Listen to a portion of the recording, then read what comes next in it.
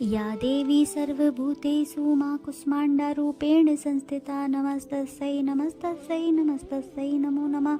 ओम शांति। हरे कृष्णा। आप सभी को नवरात्रि के चौथे दिवस की हार्दिक शुभकामनाएं और माँ के नवरात्रि के चौथे दिन में आप सभी का स्वागत है।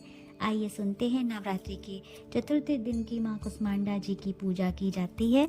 ये शक्ति व चौथे स्वरूप हैं जिन्हें सूर्य के समान तेजस्वी माना गया है। माँ के स्वरूप की व्याख्या कुछ इस प्रकार है कि देवी कुष्मांडा व उनकी 8 भुजाएं हमें कर्मयोगी जीवन अपनाकर तेज अर्जित करने की प्रेरणा देती हैं। उनकी मधुर मुस्कान हमारे जीवनी शक्ति का संवर्धन करते हुए हमें हंसते हुए कठिन से कठिन मार्ग में चलकर सफलता पाने की प्रेरणा देती हैं। भगवती दुर्गा के चौथे स्वरूप का कुष्मांडा अपनी मंद हंसी द्वारा अंड अर्थात ब्रह्मांड को उत्पन्न करने के कारण इन्हें कुष्मांडा देवी के नाम से भी अभिहित किया गया है। जब सृष्टि का अतिरिक्त अस्तित्व ही नहीं था, चारों ओर अंधकार ही अंधकार परिव्याप्त था, तब इन्हीं देवी ने अपने ईशत हास्य से ब्रह्मांड की रचना की थी। अतः यही सृष्टि की आदि स्वरूपा आदि शक्ति है। इनकी 8 भुजाएं इनके 7 हाथों में क्रमशः कमंडल, धनुष, बाण, कमल पुष्प, अमृतपूर्ण कलश, चक्र तथा गदा है। 8वें हाथ में सभी सिद्धियों और निधियों को देने वाली जपमाला। एक पौराणिक कथा के अनुसार ऐसा कहा गया है कि जब सृष्टि का अस्तित्व ही नहीं था, तब इन्हीं देवी ने ब्रह्मांड की रचना की थी। यही सृष्टि की आदि स्वरूपा आदि शक्ति हैं। इनका विनिवास सूर्यमंडल के भीतर के लोक में है। वहाँ निवास कर सकने की क्षमता और शक्ति केवल इन्हीं में ही है। इनके शरीर की कांति और प्रभाव भी सूर्य के समान ही दैदीप्यमान है। माँ कुष्मांडा की उपासना से भक्तों के समस्त रोग शोक मिट जाते हैं। इनकी भक्ति सेवा और भक्ति से प्रसन्न होने वाली हैं।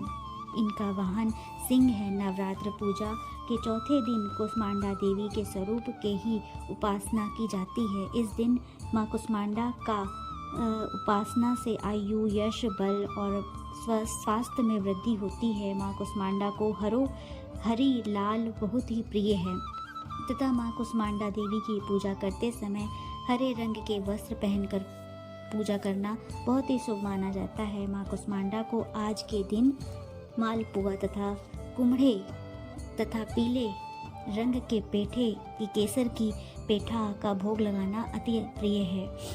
माँ कुष्मांडा के प्रिय पुष्प गुलाब और कमल है।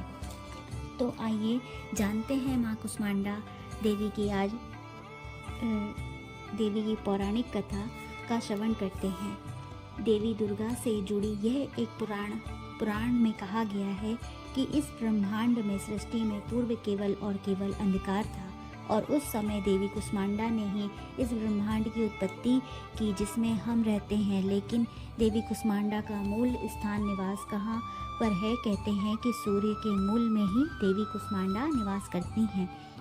बल्कि यूँ कहें कि सूर्य के ऊर्जा व प्रकाश को भी वह प्रदान करती हैं।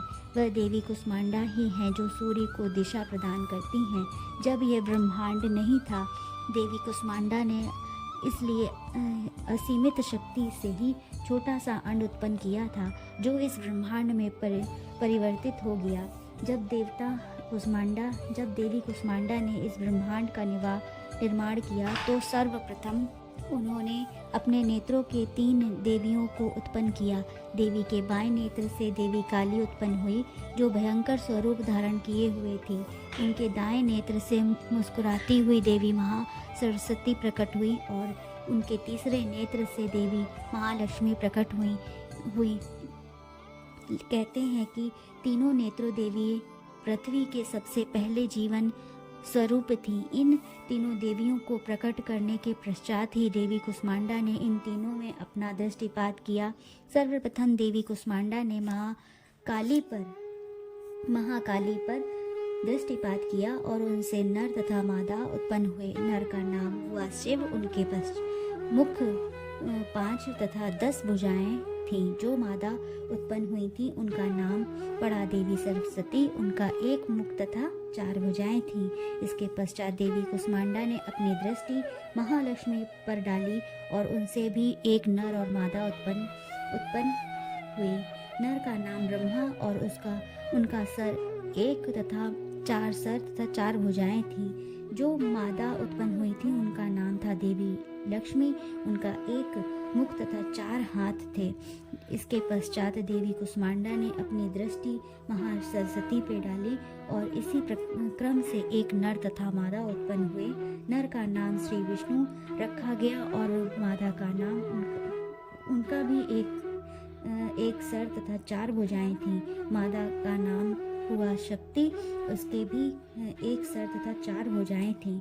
और इस प्रकार जैसा कि आप जानते हैं कि देवी लक्ष्मी ने भगवान विष्णु तथा शक्ति ने भगवान शिव और देवी सरस्वती ने ब्रह्मा से विवाह किया। विवाह उपरांत इन तीनों दंपतियों ने इस ब्रह्मांड को जीवों से भर दिया। जब ब्रह्मांड में सृष्टि का कार्य पूर्ण हो गया तब देवी कुष्मांडा ने इन तीनों को पुनः अपने में समा लिया और इसके पश्चात देवी कुष्मांडा भी स्वयं ऊर्जा से भरे हुए एक गोले में रूप में विद्यमान हो गई, जो संपूर्ण ब्रह्मांड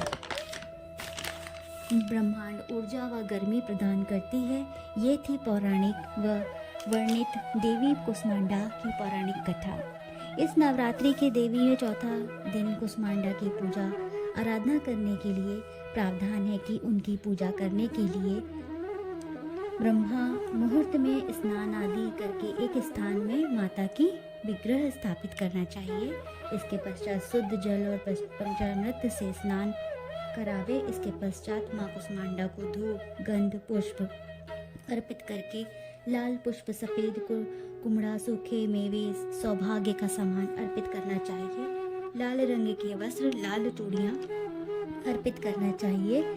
इस दिन साधक का मन अनाहत चक्र में स्थित होता है और इसलिए इस दिन अत्यंत पवित्र तथा अचल मन द्वारा माता कुष्मांडा के स्वरूप को ध्यान में रखकर पूजा व उपासना करना चाहिए। आपको देखकर यह आश्चर्य हुआ होगा कि माँ कुष्मांडा को समर्पित एक भव्य मंदिर भारत में भी स्थित है और उत्तर प्रदेश के कानपुर जिले में घाटमपुर में स्थित है। कुष्मांडा इस मंदिर में एक पिंड के रूप में स्थित है और इस पिंड से पानी भी रिसता है। इस स्थानीय लोगों का मानना है कि इस मंदिर में अर्पित पानी कई दुखों को दूर करता है और इसके साथ ही इस पानी को अपनी आँखों में लगाने से आँखों की रोशनी भी बढ़ती है। इसके अतिरिक्त देवी कुष्मांडा को अन्य मंदिर भी समर्पित हैं। तो कैसी थी माँ कुष्मांडा जी की यह कथा और आपको कैसी लगी यह हमें कमेंट बॉक्स में ज़रूर लिख करके बताइएगा। और हमारे शास्त्रों की पौराणिक कथा अच्छी लगी हो तो हमें ज़रूर बताइए। यह कार्य आगे चलता रहे और अगर चैनल में नए हैं तो चैनल को लाइक शेयर सब्सक्राइब करना ना भूलें और बेल आइकन को दबा करके नोटिफिकेशन ऑन कर लीजिए ताकि इस कथाओं को आप सुन सकें। हम आपसे फिर मिलेंगे नवरात्रि के 5वें दिन की कथा के साथ।